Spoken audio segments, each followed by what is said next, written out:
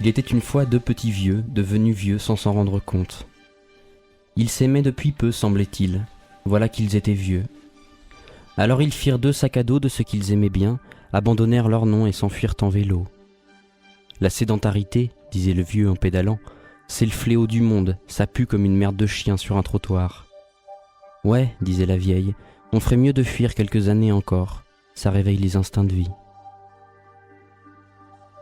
En 2 ans, comme la fuite aiguillonnait leurs jambes, ils traversèrent la Belgique, l'Allemagne et la Turquie. Ils croisaient sur leur route des gens rigolos et bizarres, des empêcheurs de fuir tranquilles qui leur racontaient qu'à cet âge, on ne fait pas les guignols sur les routes. Le vieux rigolait, il pédalait plus fort en pensant au prochain crépuscule, à la prochaine nuit qui se coucherait sur eux, despotique et merveilleuse comme sont les nuits. Lors d'une veillée turque, un enfant vint tourner autour de leur feu. Il avait les yeux gris et se mordait les lèvres, en traçant sur le sol des sillons avec une branche. Il demanda à la vieille ce qu'elle pensait des perroquets. Elle dit qu'elle aimait beaucoup ça et que lorsqu'elle serait vieille, elle achèterait un perroquet plutôt qu'un caniche. Le petit garçon rit, dit qu'elle était déjà vieille quand même. Elle regarda le vieux, qui regardait le feu. Il pleurait de grosses larmes, qui séchaient très vite. Ils roulèrent encore longtemps, ça n'était pas quantifiable en tout cas. Un jour la route les mena au bord d'une ville.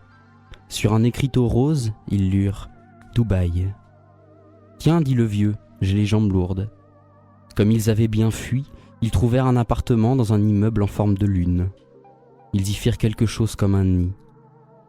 Le soir, ils partaient dans les rues de la ville pour sentir, comme au temps de la route, la nuit tomber sur eux. Ils goûtaient les odeurs de la rue et les pluies rares de l'autre monde. « La pluie, c'est chouette », disait la vieille en tordant la tête. À l'envers, les gouttes s'envolent. Pour fêter qu'ils étaient sédentaires, ils prirent à nouveau des noms. La ville s'habitua à ce couple errant, toujours sorti, toujours ailleurs, amoureux des ruelles et des places. Monsieur Théophanous et Madame Delicata, on les appelait. On trouvait au vieux un air de gaillard, long truc sensible aux yeux durs. À la vieille, l'inclinaison étrange et gracieuse d'une plante. Peu à peu, ils furent aimés des habitants. Monsieur Banzept, le maire de la ville, les aimait bien. Il disait, vieux comme ils sont, c'est beau d'avoir pédalé aussi loin. Mais la vieille dormait mal. Elle cauchemardait de ces nuits turques, de la morsure du barillet sur ses mollets, des soleils gloutons du sud. L'autre nuit encore, levée sans le vieux, elle avait parcouru la rue de leur immeuble, de haut en bas, sans but. Elle avait, tout bas, des grondements et des râles. Une colère la mangeait vive. « Ça sert à rien », sifflait-elle, « c'est du boulot de mécréant. On n'a pas fui assez loin le vieux, on a la même vieille croûte qu'hier, les mêmes corps sous la plante. Quand je serai vieille, je serai vivante encore, et je m'achèterai un perroquet. » Mais le vieux, dans sa caboche bruyante, n'allait pas mieux. Pendant les crises de la vieille, il ouvrait l'œil dans le lit. Reposé sur un coude, il regardait ses mains en disant « Bon Dieu, je ne sors pourtant pas du bain ». Il cherchait la raison de ses crampes, de ses douleurs de ventre et des cheveux tombés chaque jour, qu'il planquait dans des chaussettes sales. « On a beau vivre dans la lune », crachait-il au mur bleu, « on a beau pédaler, sauvage ». Parfois il avait de beaux moments. Il se voyait debout, bête grise, au milieu de la savane. Il se voyait regarder les hommes vivre et mourir dans la bonhomie de sa tonne. Il rêvait et disait « Je suis un éléphant ».